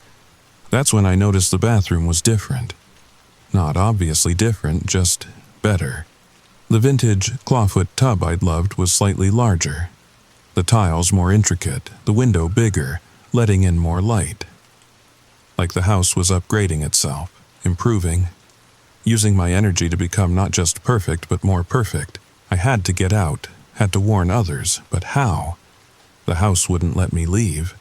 My phone worked, but when I tried to call for help, the words wouldn't come. When I tried to text, my fingers typed different messages. Everything's great. Love my new place. Never been happier. The house was controlling me. Or, no, that's not right. It was suggesting. Strongly suggesting. And I was so tired, so drained. It was easier to just go along with it. I tried writing notes, physically writing them. But the pen would slip, the words would change. Help became hello. Trapped became happy. The house was in my muscles now, my nerves. It knew what I wanted to say and wouldn't let me say it. The coffee mug slipped from my fingers and shattered against the kitchen floor. But as I bent down to clean it up, the pieces weren't there. Not a single shard, not even a drop of coffee. Just the pristine white tiles, gleaming like they'd been installed yesterday. And that's when I remembered. They had been installed yesterday, and the day before that, and the day before that. But I'm getting ahead of myself. Let me tell you about the house that changed everything. The house that made me question reality itself. And if you're listening to this late at night, maybe check your walls. See if they look a little too perfect, a little too new. The story begins now. My name is Sarah Chen, and 3 months ago I thought I'd won the lottery. Not literally, but finding a 3-bedroom Victorian in Portland's Laurelhurst neighborhood for $200,000 under market value? That was better than any scratch-off ticket. The realtor, Marcus, seemed almost relieved when I called about the listing. "Oh, the Whitmore place," he'd said, and I could hear something strange in his voice through the phone. "Yes, it's still available." That should have been my first warning. In Portland's housing market, places don't stay still available. They get snatched up in bidding wars before the for sale sign even goes up. But I was desperate. After my divorce, living in a studio apartment with boxes stacked to the ceiling, I needed this. The house was perfect, too perfect maybe. White clapboard siding that looked fresh from the paint store. A wraparound porch with not a single creaky board. Even the 100-year-old oak tree in the front yard seemed manicured, like someone had arranged each leaf. The previous owners did extensive renovations, Marcus explained as he fumbled with the lockbox. His hands were shaking. I thought maybe he'd had too much coffee. They really loved this place. Inside, it smelled like fresh paint and new wood. Not the musty, lived-in smell you expect from a Victorian. The hardwood floors gleamed. The vintage light fixtures sparkled. Even the basement, usually the stuff of horror movies, was pristine. White walls, polished concrete floor, not a cobweb in sight. "Why are they selling?" I asked, running my hand along the banister. Smooth as silk. No worn spots where countless hands had gripped it over the decades. Marcus cleared his throat. Job transfer, very sudden. He wasn't looking at me. Instead, he kept glancing at his watch. "I have the paperwork ready if you're interested. We could close within the week." I should have asked more questions. Should have wondered why he wanted to leave so quickly. why he kept checking the time like he had somewhere urgent to be. But all I saw was my dream home at a price I could actually afford. "I'll take it," I said. Marcus's relief was palpable. He practically threw the papers at me. A week later, I had the keys. As I stood on my new porch, boxes scattered around me, I felt like my life was finally coming together. The movers had just left, and the late afternoon sun made everything glow golden. Perfect. That word again. Everything was so damn perfect. I spent that first evening unpacking, hanging pictures, making the space mine. Around midnight, exhausted but happy, I finally collapsed into bed. The house was quiet. That good kind of quiet that wraps around you like a blanket. I fell asleep thinking about where I'd put my coffee maker in the morning. I woke up at 3:17 a.m. Don't know why I remember the exact time, but I do. The house was still quiet, but different, like it was holding its breath. I lay there, listening. Nothing. Just my imagination, probably. New house jitters. Then I heard it. A sound like settling. You know how old houses creak and pop as they cool down at night? This wasn't that. This was more like stretching, like the house was waking up. I grabbed my phone, using its light to navigate to the bathroom. Halfway down the hall, I stopped. The picture I'd hung earlier, my college graduation photo, was straight, perfectly straight. Which wouldn't be weird, except I distinctly remembered leaving it crooked. I'd been too tired to fix it, figured I'd level it in the morning, but there it was, centered. Level, perfect. I convinced myself I must have fixed it and forgotten. Exhaustion plays tricks on your memory. I used the bathroom, got some water, went back to bed. But sleep didn't come easy. Every little sound made me tense up. The house settling. Just the house settling. Morning came bright and clear. I shuffled to the kitchen, desperate for coffee. But when I opened the cabinet where I'd put my mugs the night before, they were arranged differently. Handles all facing the same direction. Organized by size, I'm not that organized. Never have been. That's when I noticed other things. The kitchen towel I'd tossed on the counter was folded neatly, hanging on the oven handle. The few dishes I'd used were clean, put away. Had I done that? I must have. Right? The first week passed in a blur of unpacking and organizing. Or trying to organize, because every morning things were different. Not dramatically different, just little things. A book moved from where I'd left it. Pillows fluffed and arranged just so. Dust that I knew had been there the night before, gone. I started leaving things deliberately out of place. Testing. A coffee mug on the counter, a magazine open on the coffee table, shoes kicked off by the door instead of placed on the rack. Every morning, everything perfect, everything in its place. I tried to rationalize it. Maybe I was sleepwalking. Stress from the move. Some kind of unconscious need for order manifesting itself.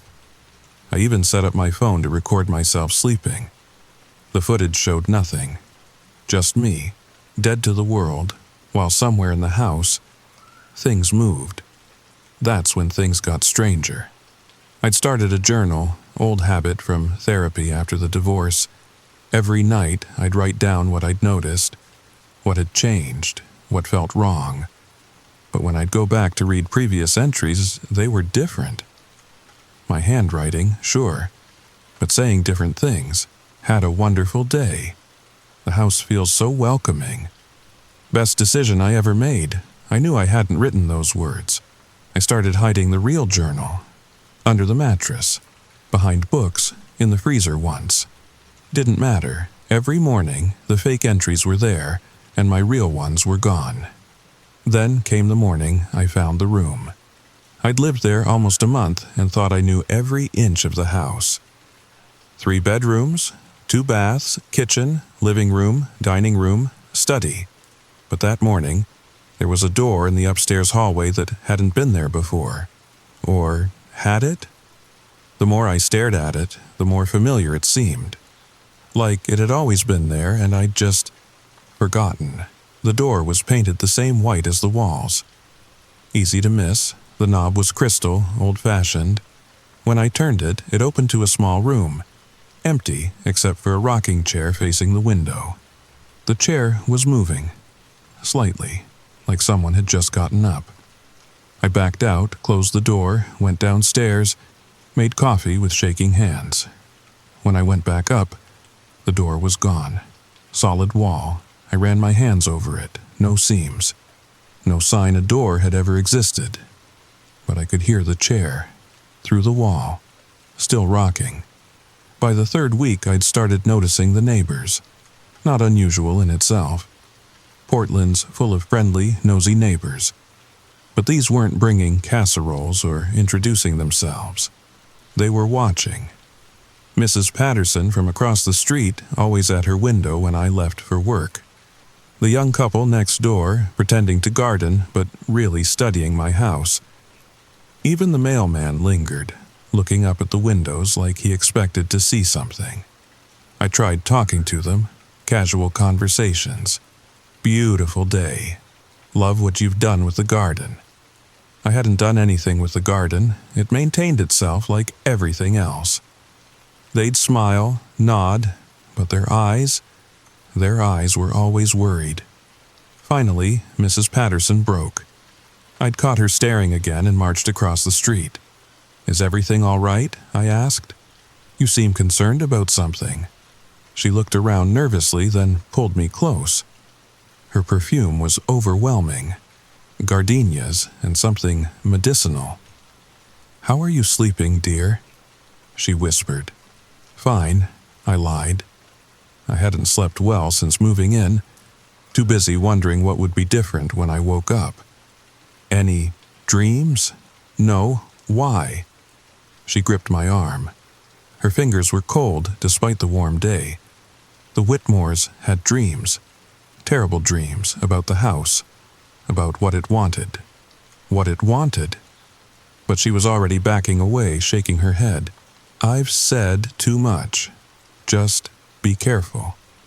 And if you start dreaming, maybe consider leaving."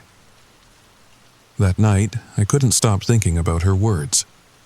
What did she mean, dreams about what the house wanted? Houses don't want things. They're wood and nails and paint. But as I lay in bed, listening to those strange stretching sounds, I wondered. And then I dreamed. I was walking through my house, but it wasn't my house. The walls were older, darker. The smell of dust and age hung heavy. And there were people, shadows of people, moving through the rooms. A woman in a long dress crying in the kitchen. A man pacing the study, papers scattered around him.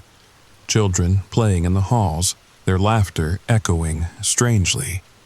But the strangest part was the feeling that the house was happy, content, like this was how it was supposed to be. Lived in, worn, imperfect. I woke gasping. 3:17 a.m. again. The house was doing its stretching thing, but now it sounded different. Anxious, like it knew I'd seen something I shouldn't have. I got up, turned on every light, walked through each room. Everything was perfect, of course, but now that perfection felt wrong, aggressive, like the house was trying too hard.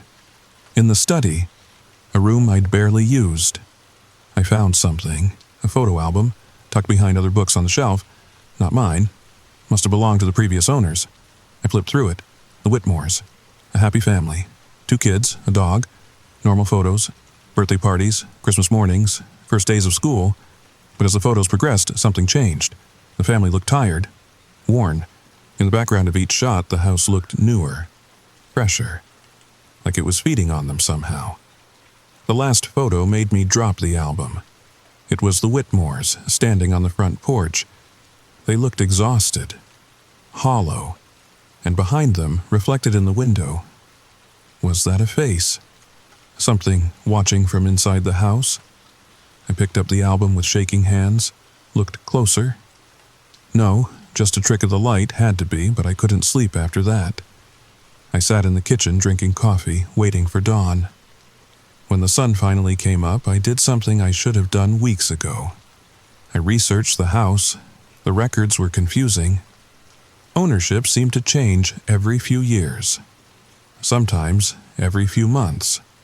The Whitmores had lasted 8 months, longer than most. Before them, the Nguyens, 6 months. The Johnsons, 4 months. Back and back, a chain of short-term owners stretching to when the house was built in 1902. But here's the weird part. In between each owner, there were gaps, months, sometimes years, where the house sat empty, or not empty. The records were unclear. Just long stretches where no one held the deed, like the house owned itself. One night, I don't know which night, they all blurred together. I heard footsteps upstairs, in the room that didn't exist. The rocking chair room. Slow, measured steps. Back and forth, I lay in bed, paralyzed. Not with fear, exactly. With recognition. I knew those footsteps. They were mine, the me that would someday pace that room. The me that had already given in. Time wasn't linear in the house. I understood that now. Past, present, future. They all existed simultaneously. The house had always been perfect because it was always being renewed. By me. By everyone who'd ever lived here. By everyone who ever would. I found a letter, not hidden, sitting on my kitchen table one morning like it had always been there. My handwriting, my signature, but I hadn't written it. Dear next resident, it began. Welcome home. You'll fight at first, we all do, but fighting makes you tired. And tired is what it wants. Tired is how it feeds. Stop fighting, stop thinking, just exist. The house will take care of the rest. The house will take care of everything. Forever. Signed, Sarah Chen. I burned the letter. Watched it turn to ash in the sink, but the next morning, it was back on the table. Pristine, perfect, like everything else. That's when I met Eleanor. She was in the garden. My garden. Pruning roses I hadn't planted. An older woman, maybe 70, in a house dress that looked like it came from the 1950s. She smiled when she saw me. "Oh, good," she said. "You're awake. I was wondering when we'd meet properly." "Who are you?" My voice was hoarse. When had I last spoken to another person? "Eleanor Vance. I lived here. Oh, when was it? 1962 to 1963. Lovely year, until it wasn't." She kept pruning, her movements precise. "The roses are beautiful, aren't they? They've been blooming for 60 years. Same roses, same blooms. Isn't that wonderful? You lived here. But you left?" She laughed, a sound like wind chimes. "Oh, honey, none of us really leave. The house keeps a little bit of everyone. I'm just visiting from the walls today. The real me is probably dead by now. Or close to it. This me is 28 forever." I blinked, and she was gone. The roses remained, perfect and impossible. I started seeing more of them. The former residents, always in the corner of my eye, always gone when I looked directly. A man in a suit, reading a newspaper from 1987. A teenager playing records I could hear but not see. A couple dancing in the living room to music from the 1940s. They weren't ghosts, I understood that. They were echoes. Memories the house had saved. Backed up like files on a computer. Part of what kept it running. And I was being backed up too, I could feel it. Every morning, when the house renewed, it took a snapshot of me. Saved a version. Soon, there would be a Sarah who pruned roses. A Sarah who danced alone. A Sarah who paced the room that didn't exist. Days blended together. Or maybe weeks. Time didn't work right in the house. I'd go to sleep on a Tuesday and wake up thinking it was Saturday. The calendar on my phone showed dates that didn't make sense. Had I been here 3 months or 3 years? The neighbors stopped watching. Or maybe they were watching from inside their own perfect houses. Maybe the whole street was like this. a row of hungry homes, feeding on their occupants, maintaining their pristine facades. I found things, hidden things. A diary in the attic, wedged behind a beam. Water damaged, barely readable, from 1943. A woman named Rose lived here then. Her entries started normal, happy, excited about her new home. Then the concerns. The house is too quiet. Found my grandmother's broken vase whole again. Thomas looks so tired lately. The final entry. I understand now. The house isn't haunted, it's alive. And it's hungry. We feed it with our days, our years, our lives. And in return, it stays beautiful. Forever beautiful. I'm so tired. But I can't leave. It won't let me. Maybe if I become part of it, the hunger will stop. Maybe I can sleep. I searched for more. Found them everywhere once I knew where to look. Letters, photos, messages carved into wood before the house healed them over. All saying the same thing. The house feeds. The house renews. The house is eternal. But here's the thing, and this is why I'm recording this, why I need you to understand. I'm starting to not mind. The exhaustion is so complete, so bone deep, that becoming part of the house almost sounds peaceful. No more fighting. No more fear. Just rest. Eternal rest in the eternal house. Last night I dreamwalked again, but this time I wasn't alone. Rose was there, and the Hendersons, the Whitmores, dozens of others, maybe hundreds. All the people who'd fed the house over the years. They didn't look scared. They looked content, at peace, part of something bigger than themselves. "Join us," Rose said. Her voice was like wind through old wood. "It's not so bad. We keep the house strong. The house keeps us safe forever and ever." I woke up at 3:17 a.m., but this time I wasn't in my bed. I was standing in the basement. The perfect white basement. And there was a door I'd never seen before. Old. The only old thing in the house. The wood was dark, almost black. The handle was tarnished brass. I reached for it, had to, the house wanted me to, and behind that door, I could feel them. All of them. The ones who'd become part of the house, waiting, welcoming. But I pulled back. Not yet, not yet. I had to warn others first, had to try, so I'm recording this, fighting the house's suggestions to stop, to rest, to give in. If you're listening to this, if you're house hunting, if you find a deal too good to be true on a perfect Victorian that's always available, don't. Just don't. Or maybe do. Maybe you're stronger than me. Maybe you can resist the morning renewals, the perfect maintenance, the slow drain of your life into its walls. Maybe you can break the cycle. But I doubt it. Because now, sitting here in my perfect kitchen, watching the sun rise on another perfect day, I can feel the house pulling at me. And I'm so tired. So very, very tired. The door in the basement is calling. Rose is calling. They're all calling. Maybe tomorrow I'll answer. Maybe tomorrow I'll finally rest. Or maybe I already have. Maybe I'm recording this from inside the walls. Another voice added to the chorus. Another battery in the house's endless renewal. Check your walls. Are they too perfect?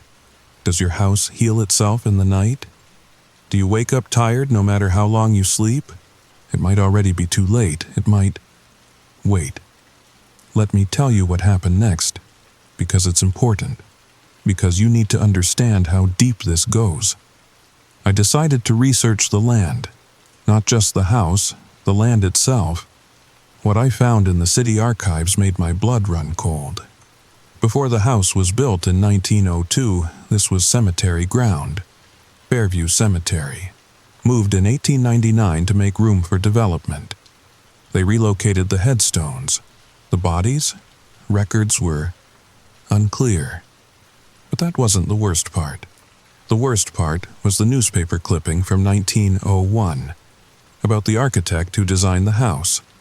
Maxwell Whitmore, same last name as the recent owners. Coincidence? The article described him as obsessed with permanence. He'd studied in Europe, apprenticed with builders of cathedrals. Buildings meant to last forever. But he'd gone further. He believed buildings could be truly eternal if they could repair themselves, renew themselves. He built this house as a proof of concept, used materials from all over the world, wood from trees that were said to never rot, stone that supposedly self-healed, and other things. Things the article only hinted at. Rituals performed during construction. Workers who disappeared. Foundation stones laid at specific times, specific angles, according to ancient principles. Whitmore lived in the house exactly 1 year, then vanished. No body, no note, just gone. But the house remained, perfect as the day it was built. I kept reading, found his journal in the Historical Society. Most of it was technical, architectural drawings, material specifications, but the last entries, "It works. God help me, it works. The house maintains itself just as I designed. But the cost, I didn't foresee the cost. It needs life to sustain life. It needs years to maintain years. I've created not a home but a mouth. An ever-hungry mouth disguised as shelter. And then the final entry. I can feel it calling me. The basement, the true basement. Not the one I built, but the one that built itself. The house is growing. Down. Always down. How deep does it go? How many basements below basements? I must know. I must see. If I don't return, let this be a warning. Do not live in this house. Do not feed the mouth. Do not... The entry ended mid-sentence. I put the journal down with trembling hands. The true basement. I thought about the door I'd found. The old door in my perfect white basement. Was that what Whitmore had found? How many doors were there? How far down did they go? That night, and I say night, but time had become meaningless. I went to the basement again. The door was there, waiting, and this time it was open. Just a crack, just enough to see stairs leading down. Old wooden stairs that creaked with age. The only thing in the house that showed where. I could hear voices from below. Whispers. Conversations layered on top of each other. Decades of discussions happening all at once.